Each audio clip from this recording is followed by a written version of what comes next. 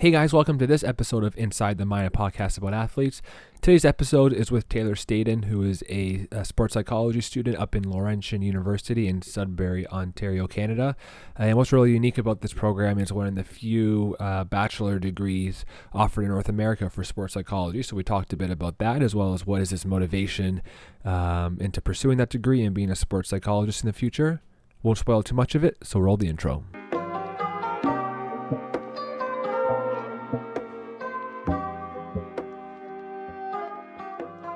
I'm going through my own sports psychology issue right now, dealing with Mitch Marner's injury. When I saw Oh yeah. I don't know. I assume you're a big hockey fan. Oh yeah, Being I'm a from big Leaf fan. Yeah. Yeah. I'm not from Sudbury though. I'm from Oh, sorry, Burlington or Bolton. Bolton. Yeah, I always get Bolton Burlington mixed up. Yeah. All good.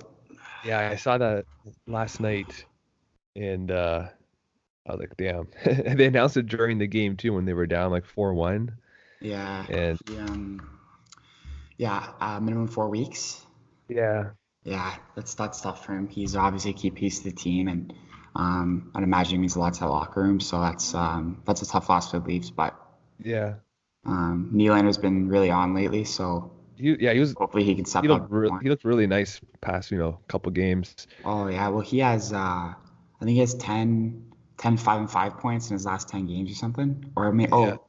or nine of the 10. So he has 10 points in his last 10 games, and 9 out of the 10 of them are 5v5, I think. Yeah.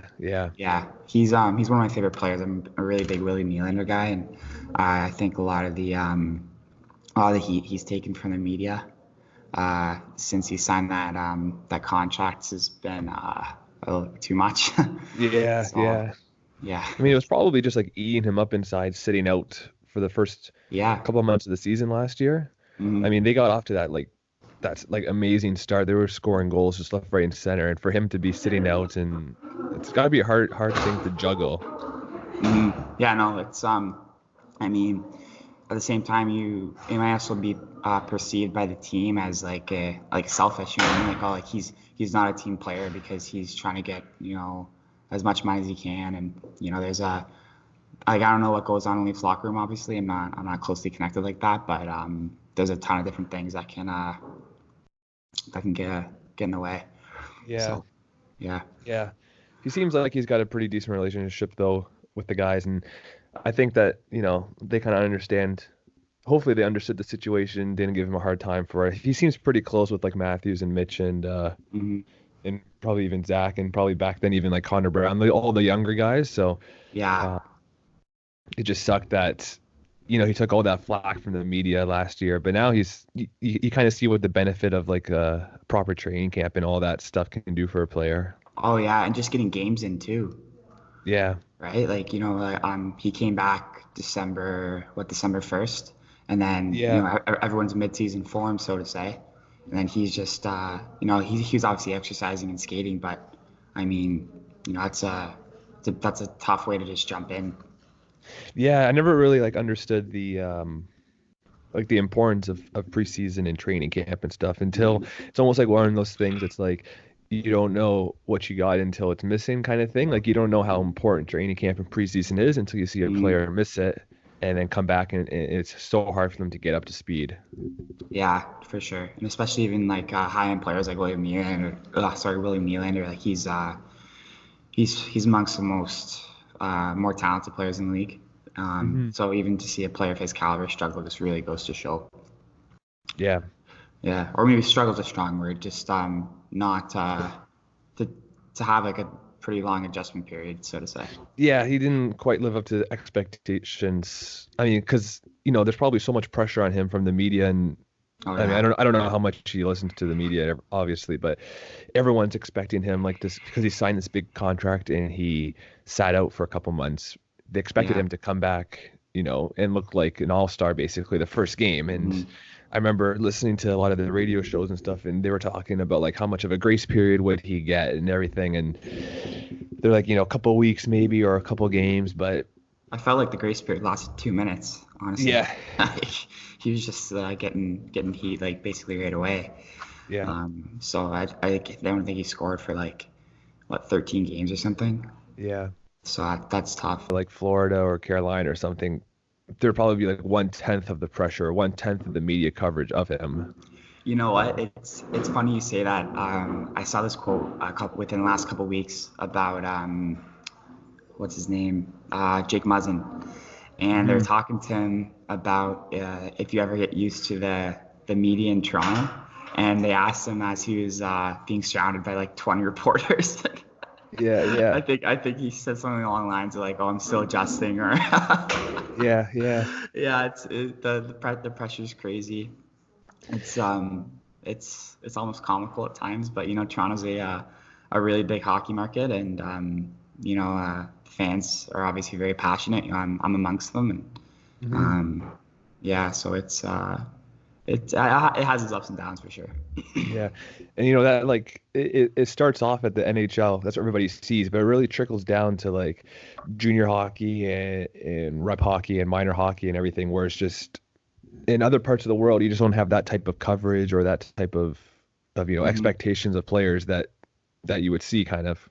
Yeah. Well, it just gets so much media coverage, right?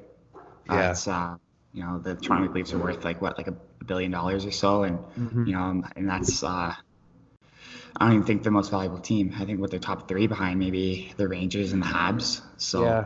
um, Yeah. yeah, it's obviously a big business because hockey Hmm. is a business, and there's a lot of things that go into it. Yeah. And with all of your background and stuff in sports psychology and whatnot, is hockey the main sport that you kind of are fluent with, I guess? So hockey. So I've been involved in hockey for my whole life. I've played hockey since I was pretty young lad. I think probably around I was on skates around 4 years old, and always doing hockey camps. Played a bit of rep hockey too. And so for me, hockey is the sport that really speaks to me and gravitates towards me. It's something I'm really passionate about. I follow it every day. Whether it's through looking at stats or I think I'm eliteprospects.com's like number one customer. Yeah. So always clicking on that site. And so anyways, but hockey is definitely a sport that I would like to work with when I'm more accredited and Yeah. it could get a bit older and a little more expertise to my name. What made you kind of pursue something in sports psychology? Because I feel like for most people, that's something they don't maybe realize they want to go after while until they're a little bit older. Yeah, it's funny you say that because that's a notion that I hear from a lot of people. I've heard it from like sports psychologists, and like they'll say, I didn't know sports psychology was a thing till like my fourth year of university, or a lot of people get into sports psychology by taking a master's degree. Hmm. That could also partially be due in part to the fact that sports psychology at the undergraduate level, the opportunities for education are very limited. If you look at the undergraduate degree programs in Canada, Laurentian is the only one of its kind, and I believe in the states they have it at West Virginia University and maybe Robert Morris. So at the undergraduate level, it's a pretty unique degree. So what a lot of people that I've seen do is they'll take an undergraduate degree in psychology or kinesiology and health sciences or like health psychology Hmm. and then go from there and take either a research-based or applied master's. And then if you want to do clinical work and be an actual sports psychologist, then you'll go into clinical psychology. Hmm. Yeah. Yeah, it was interesting when we spoke before saying that you're pursuing your bachelor's in sports psychology because Yeah. when I was pursuing my bachelor's, you know, it could have been out there. I just didn't realize it. But like you said, it's so not, well known and it's so uncommon for Mhm. there to be a bachelor's in sports psychology. But I think that much like anything, the earlier you start to learn about it and just the more years of expertise that you have with it, it just helps in the long run. So there's really I can't really think of any, negative to doing a BA in sports psychology and then pursuing it further. Well, I mean, like I can think of a few professors and professionals who have taken the degree at Laurentian. You have Dr. Cal Paquette. He took the undergraduate degree at Laurentian in sports psychology, and now he is a professor at the University of Ottawa, and he's a mental performance consultant in the Olympics, as well as he works with a bunch of other athletes, and Dr. Blair Evans at Penn State University. He does a lot more research, to my understanding, but he also took the degree at Laurentian. Mm-hmm. So there are quite a few professionals out there that have taken this degree. You know, it's been around, I think, since the early 2000s. So I'm obviously missing a lot of names of other professionals and individuals who I'm sure have done very well for themselves. But it's what I find is a lot of people at my school aren't even necessarily using it to become a mental performance consultant or a sports psychologist. And that's with all due respect. And so, some of my peers will use it to become a gym teacher or go into like physiotherapy or even med school. I was talking to one of my peers yesterday, and they were telling me that they want to apply to med school next year. I was like, oh, that's fantastic. That's what you're passionate about, and that's what you want to do. That's great. And they were telling me that they want to do sports rehab medicine or something. Like, wow, that's actually really, really interesting. I'd like to hear a little more about that. So. And I saw that a while ago that you had attended a workshop where they focused on like the positive aspects of sports. I think it was called like positive sport or positive education or something like that. The Institute for Positive Education. Yeah. So that's something that in my schooling we learned something that was called positive behavioral supports. And based on my research on the workshop, they seem quite similar. But what were some of the key takeaways that you had from that workshop? From that workshop, that's a really good question. Well, the workshop talked a lot about flourishing. Mm-hmm. So flourishing as an individual, and one of the bigger things I learned from that workshop is that not even necessarily in the content itself, but just going to show how many people are within this kind of general field of sports psychology or positive psychology and performance psychology.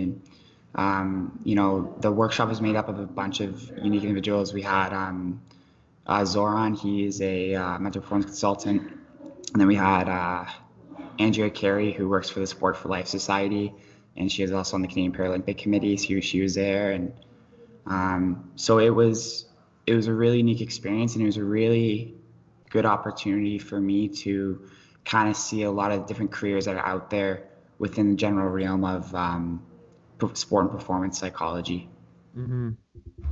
And one thing that I saw you talk a little bit before that I'm really interested in is athletes or even professionals being externally motivated or internally motivated. Right. Yeah. And I see that so much, not just even with athletes, where you see athletes, whether it's amateur, professional, where if they have external motivation, I guess, like money, fame, or whatever it may be, that they tend to burn out quicker than athletes that have internal motivation, something like they just genuinely enjoy the game, or they have they look at it as like a learning experience or a character development experience. And I also see that too in the professional field for sports psychologists or mental skills consultants or whatever it may be, that you have to love the work that you do in order to truly succeed in it and not burn out. Well, I mean, if you think about it, when the going gets tough, what's going to keep you in there? If you're playing sport for the sake of fame and money, and some athletes are, and some athletes are very outspoken about that. And it's their talent if that's what they if that's what they want to do with it, that it is. But when the going gets tough and you're not finding that contract or you're not making that money, and suddenly your motivation is a lot less sustainable, because since that external motivator or extrinsic motivator is not present, now you're not gonna be able to bring yourself to do those early practices as much, and those late nights and staying after practice. And so for athletes and individuals who are intrinsically motivated, their motivation is a lot more sustainable, with the big reason being that when the going gets tough, they do it because they genuinely enjoy it, and they do it for the pleasure, they do it for personal improvement, to see what their potential is, opposed to for something more tangible like money, or like I said before, and as you did as well, fame. And Mm-hmm. So it's really interesting to kind of see what athletes' motives are. Because I'm trying to think. There's some very famous quotes out there of athletes who just like straight up say, like I'm here for the paycheck, or I'm here for the payday, or I like the lifestyle of being a professional athlete, and Mm-hmm. um, you know, yeah. Yeah, and it's not even, it doesn't have to be one or the other. It can be both. And Mm-hmm. I'm thinking, I keep circling back because we were talking about earlier was William Nylander and during, his contract dispute, and even, Mitch Marner recently this summer, that it seems like they're all about money and everything. Um, and this is like their main reason for playing hockey, but you have to kind of take into consideration that they have to, like, they're putting their bodies on the line, so they just want to be compensated correctly just in case something were to happen, injury Mm-hmm. related or whatever. That doesn't necessarily mean that they don't have a passion for the game, and because I feel like, Mm-hmm. those guys, you can kind of tell, they're young guys, but they have, I can just see the passion kind of in them when they're playing the game or when they're with their Mm-hmm. teammates or something. And I hope that people, they don't get the wrong idea when they see any athlete really that holds out for a contract or whatever. It's just, um, I think you can demand the money that you deserve without having Being being called selfish. selfish or something. Yeah. Yeah. Yeah, that's really interesting that you brought that up. Because the thing is too is that I think everybody has to kind of remind themselves of is that it's not it's not the player fully negotiating the contract, right? A lot it's pressure from maybe their parents, pressure from their agent. Like agents. Maybe I'm incorrect here, but I imagine agents get a percentage of whatever contract they sign. So now it might be a bias from the agent to um, sign the biggest contract possible so then they get compensated the most. And parents want to make sure their kids are being treated fairly. And One thing that I was thinking of too was, that these athletes, they're not going to get, I think they're not going to get to where they are without a part of their motivation being internal, because when you have hockey players going through OHL or mm, the WHL or the CHL, I guess, to incorporate them all, or NCAA, or you look at basketball players that go through the NCAA, or football NCAA, there's virtually no money attached with it. They're getting, in some cases severely underpaid or not even paid at all. So mm, I feel like they wouldn't even be able to get through that part of their career without being somewhat internally motivated or have somewhat of a passion for their sport. So it just really bothers me when I see media people that really, I don't think they truly understand the situation, or they're just trying to look for that headline or something to get yeah, the people clickbait. talking. Yeah. Yeah, And they kind of throw athletes under the bus saying, oh, they're just in it for the money, or he's being selfish, or, Marner wants yeah. Matthews' money or something like that. And Oh yeah, it's not just as black and white as that, right? There's so many yeah. variables and so many moving parts. Well, it's also a very easy narrative, and like you're saying, it gets people clicking on the articles, right? Hmm. So I mean, like it's really easy to just outright say, oh, this player is being selfish because they want this X amount of money, or oh, like they're not a team player because they want a certain amount of money. And I just remember my point that I couldn't quite remember before. So I saw this really interesting take on contract negotiations, and I can't remember who said this or how long ago it was, but it was during um, the modern negotiations, and he was saying how if you like put yourself in another person's shoes, if you were a worker and you're very good at what you do and you're worth $20 an hour, right? And someone is trying to pay you $16 an hour. And so, with that being said, is there anything really wrong with pursuing what you're worth Hmm. and getting paid for what you do and how overall, like how competent you are at your job? Hmm. So there's definitely two sides to the coin there, where it's really easy to say that players are selfish, or they're not team players, but it's another way. It's like both put themselves in if you put yourself in their shoes, it's like, well, they're just trying to get paid and compensated fairly for what they bring to the table and how valuable they really are.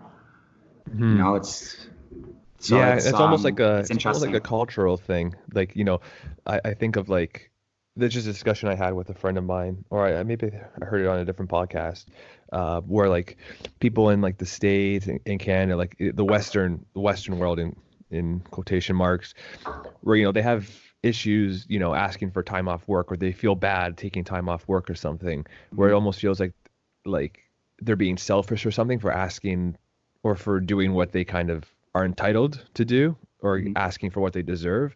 Whereas in, the East, in Europe and stuff like that, or Asia, it's less frowned upon. So I feel like there's a little bit of a correlation between our perception of athletes, and just the way that we're brought up. It's almost like, a lot of people say, why are you taking this much money and you're hurting the team kind of thing. But I think it just has to be a whole cultural shift where we're not focusing too much on work, work, work, but it's more like people, having leisure time and just enjoying what they do, Mhm. and being paid what they're worth.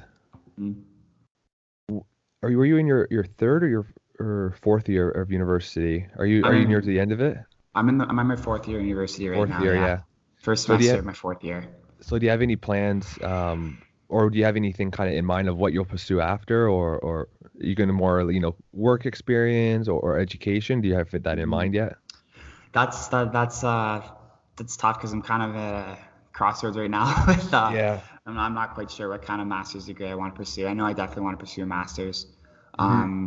There's a really there's a really cool program at the University of Ottawa that's fully Hmm. applied, and it sets you up really nice to get your MPC, that would be mental performance consultant accreditation from the Canadian Sports Psychology Association. But there's also a lot of very good research-based masters out there that would allow me to pursue PhD options after, if that's something I Hmm. would decide to do. So right now, I'm just trying to see what the best fit for me is, personally speaking, Hmm. and then really just go from there. But long term, I do have aspirations of being a mental performance consultant. That's where my heart's been since I was probably oh, 10th grade, I guess. So now I'm 21 now. It's been what, like 7 years or so, Hmm. roughly. So it's it's been something that I've wanted to do for a long time, and I definitely want to take a really good run at it because I think that with my intrinsic motivation, so to say, and as well as my education, and I think I could uh, hopefully do some great things and really just help athletes strive to become the best they can be and live more positive lives. Hmm. I'm not too familiar with all like the certifications or accreditations for sports psychology and mental performance. So the MPC, do you need a master's degree to get that? Yeah, so with the mental performance consultant accreditation with the Canadian Sports Psychology Association, my understanding is that you have to have a certain amount of supervised hours, which are broken up into a lot of different types of hours, as well as a master's level degree in a related field. So, Hmm. mm, And then the PhD, is there what like so I know in my field particular, PhD is more so if you wanted to do, like if you want to be a university professor or just do research for your career. Are there any like practical implications for getting a PhD in sports psychology, or is it more so just for the research and for like the teaching avenues? so my understanding to this question would be that becoming a full-time consultant in sports psychology is it's a really tough gig to lock down, just because there's limited spots available. I was reading this article recently that said there's about I think 1 to 200 full-time practitioners in the world, either North America or the world, and so the full-time gigs are really limited. So what a lot of what a lot of professionals will do is they will pursue a PhD in sports psychology, and become a professor, and that gives them a consistent pay and allows Hmm. them to continue the research, and then from there they can do consulting on the side. Oh, okay, so it's like a Yeah. 50-50 thing. Yeah, it really depends on who you are and what your interests are, as well as like how much you're teaching and everything. But it's not uncommon for someone to pursue a PhD, become a professor, and then do consulting work on top of that. Hmm. But as well, just having a PhD, it just adds to your accreditation too. Like Right. having doctor in front of your name is never gonna never gonna Yeah, hurt you. So for sure, for sure. yeah. Hmm. The one thing I wanted to ask that I kind of had in mind was throughout this whole process since you started at your education, what was like the biggest thing you learned or the most surprising thing that you've learned about sports psychology? Oof, that's a good question. Um, oof. Like the most surprising or most like valuable or Or either thing, yeah, just like what's the biggest takeaway that you've taken so far? I think one of the biggest takeaways that I've taken from the program so far and is just like how unique the field is in that there people tackle this profession from so many different um, angles, so to say. Hmm. And so what I mean by that is you'll see people working in sports psychology who have masters in social work or have masters in or accreditation in clinical psychology and whatnot. And I think it's just really interesting to see that there's no one way to tackle a situation in sports psychology, and there's a ton of different ways and approaches you can take to finding the desired outcome. And I think that's really interesting to me because I know, for example, Brenly Shapiro, she works with the Arizona Coyotes as well as Peterborough Petes, and she runs her own business out of the Scotiabank Pond in North York, the Mind Gym with Heads Up High Performance, Hmm. and she has a master's in social work. And so I Yeah. found that really really interesting, and I had the opportunity to meet her at a conference, and she was great, very kind and helpful, and so I found it really interesting. And then um, and yeah, so I think really just how unique the field is in the sense where we have a lot of different resources and professionals with different backgrounds that can help really figure out multiple ways to find a common answer, I think. Yeah. One thing that I think is interesting about sports psychology is, you grow up a fan of sports your whole life, and then you're almost like you're part of the team in some way, but not an athlete. And I feel I'm just thinking of myself, like if I were to work with athletes that, I watch on the TV or something, I feel like there'd be a bit of like a starstruck moment or something, but you kind of have to get over that really quickly and realize Yeah. that, you're actually helping these guys out, and you can't get too caught up in who they are and what they're doing and how much money they're Mhm. making or something. Yeah, for sure. I mean, obviously, I haven't gotten to that part yet. I hope that the time comes where I'm working with athletes of that level. But Hmm. I mean, odds are by the time you start working with athletes at that level, you've worked with athletes at lower levels, and it becomes more of just like a routine almost, and you're not as you're more used to it per se. Like if I Yeah, was yeah, if I was to go from a master's to working with like the Maple Leafs, like I'd probably be overwhelmed honestly. right. With that being said, Kyle Dubas, if you're looking for somebody, let me know. Yeah, yeah. But no, I mean, it's it's uh, it's really interesting, and Um, my buddies or people that I know that do like sports management at whatever university, and mm, I think that people they don't pursue that degree or sports psychology even if they don't love sports. So it really speaks to that internal motivation of professionals that they don't. I feel like they wouldn't be able to pursue a master's or PhD degree because those are quite difficult without oh genuinely yeah, enjoying the work that they do. yeah. I mean, obviously I haven't done a PhD or anything, but PhD is obviously a lot of work, and it's really important that in any big project you take on like that, whether it be a master's or a PhD, that um, I guess that you're doing it for the right reasons and that the fit's there. I Hmm. know I've spoken to a lot of professors about masters, research-based masters and PhDs and whatnot, and um, one common answer that I've gotten from I think pretty much every professor I've talked to is the fit is really important because you and that professor are going to be spending a lot of time together over the course of your master's, odds are, and there's going to be times where it's going to really challenge you. So you Hmm. want to make sure that the research that you're doing is something that you really want to do, and that goes into the intrinsic motivation that like you were talking about, because like, and especially if you get to the PhD level, like it's a lot of work, and like if you're committing minimum of 4 years to a PhD, like that's a significant amount of time, right? Yeah. Yeah. Anyways, man, I gotta get going now, but I appreciate you taking a bit of time this morning to come on, and I think it was really helpful to learn about all the different applications of sports psychology, especially like the education stuff behind it, because I wasn't really familiar with the accreditations or licenses or whatever it may be. So that was really cool to hear about that.